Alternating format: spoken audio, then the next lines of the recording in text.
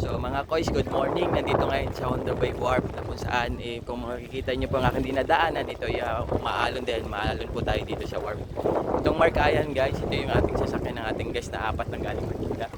So susunduin na natin yung guest natin papunta sa ating boat. So ito na siya guys.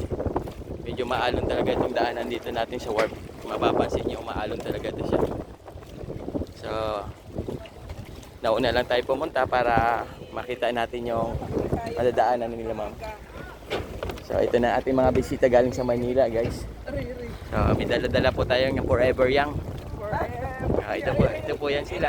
Yan po. Welcome to. Trusted tourist. Yes. Thank you, Kuya. Yes po.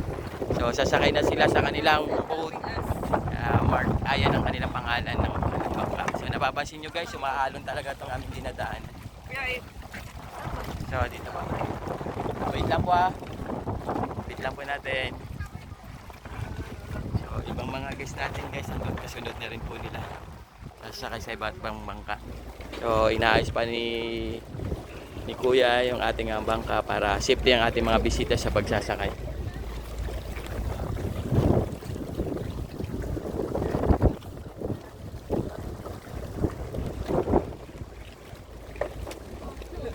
So tabayanan niyo sa YouTube itong aking God bless you guys.